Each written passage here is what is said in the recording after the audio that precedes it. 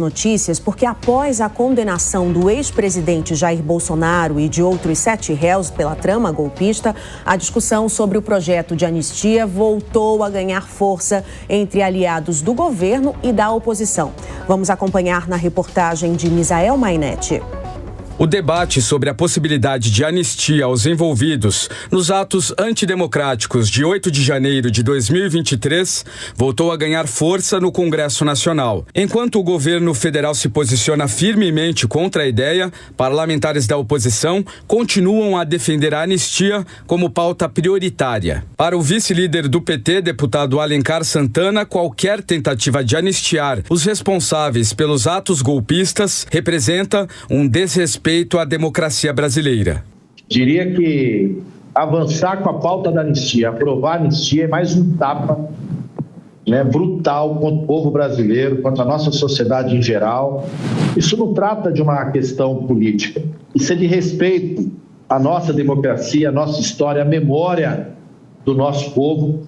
Não dá para as pessoas atentarem contra o Estado brasileiro, tentarem dar um golpe e terem anistia. Isso já ocorreu no passado. E novamente tentaram um golpe. Questionado durante o programa Morning Show da Jovem Pan sobre argumentos que equiparam o atual contexto com o processo de anistia após a ditadura militar que permitiu o retorno de exilados e perseguidos políticos, o deputado disse que são situações opostas. Está combatendo a ditadura.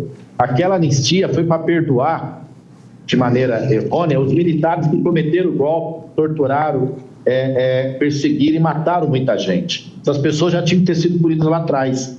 Se talvez lá tivesse punição, não haveria uma tentativa de golpe agora. Os que tentaram o golpe agora são frutos daquele período.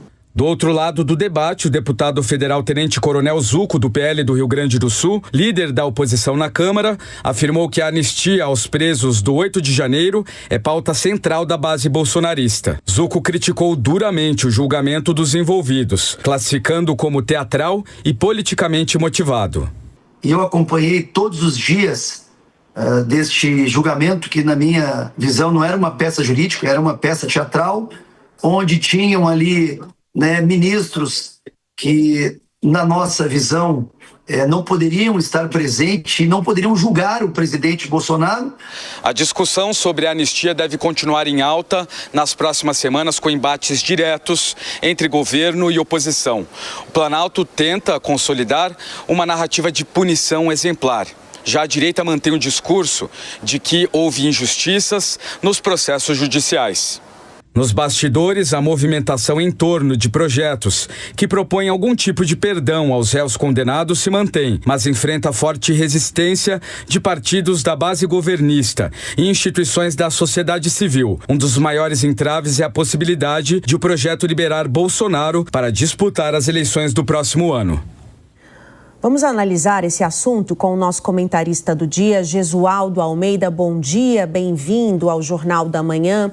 Jesualdo, de que forma você analisa, porque existem 2 projetos aí, na verdade, um que tem uma carga mais ampla, que inclusive dá novamente o direito de Jair Bolsonaro voltar a concorrer à presidência, e tem analistas políticos dizendo que existe uma chance de uma anistia mais light, de um projeto menor, passar aí no Congresso e ser aprovado. O que você acredita que pode acontecer a partir de agora? Márcia, bom dia, Nonato. Um assunto bastante espinhoso. Se nós olharmos do ponto de vista do apelo popular, que deveria motivar as decisões do Congresso, parece, tanto pelas pesquisas do Datafolha, quanto pelas movimentações de rua mesmo, que a anistia não goza de grande apoio. A começar, a manifestação em 7 de setembro, sim, teve bastante pessoas na rua, quase 42 mil pessoas aqui na Paulista, porém não é um número assim tão expressivo, tão significativo.